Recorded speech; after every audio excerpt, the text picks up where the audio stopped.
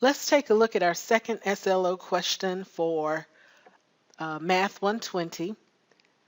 This problem looks at both probability and counting.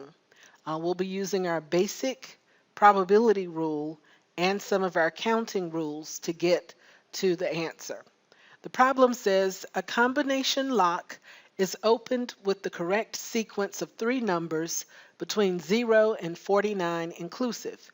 If a number can be used more than once, what is the probability of guessing those three numbers and opening the lock with the first try? Okay, so the first thing we're going to do is look at what the problem is asking us to find. Okay, it says, what is the probability of guessing those three numbers? Or another way of saying that is guessing the combination.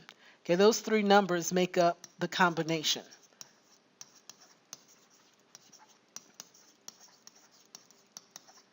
Okay, so that's what we're going to be looking for. We're looking for the probability of guessing the combination.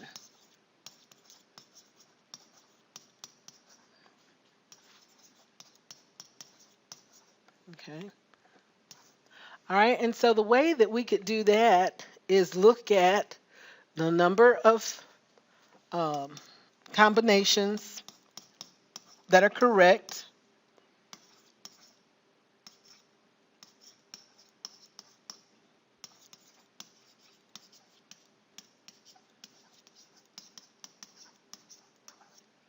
And we can divide that by the total number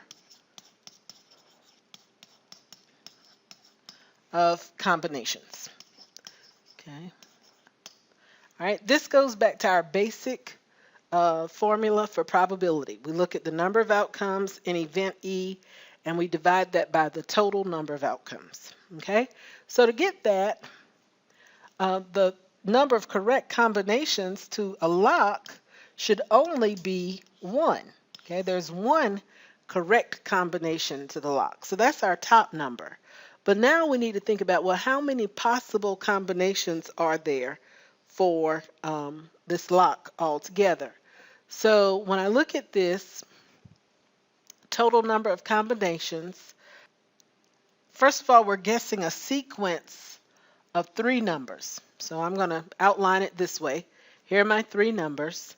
And I need to think about how many choices I have for the first, how many I have for the second, how many I have for the third. Okay, when I do that, I'm going to multiply those numbers. That's what we call the fundamental counting rule. It says if I want to know how many ways several events can happen together, we look at the number of ways each of those events can happen, and then we multiply that. And that tells us how many ways they can happen all together, how many different combinations. So how many choices do I have for the first digit? Well, it tells me that we have numbers between 0 and 49 inclusive. That means I have 50 options for my first number in my combination. Okay? And because these numbers can be repeated, okay, it tells us that the numbers can be repeated, then we have 50 for the second and also 50 for the third. And so when we multiply these together, we get 125,000. And that would be our denominator. So 125,000 different combinations. So we could say 1 over 125,000, or if we wanted to use our calculator, we could divide it and get the decimal equivalent.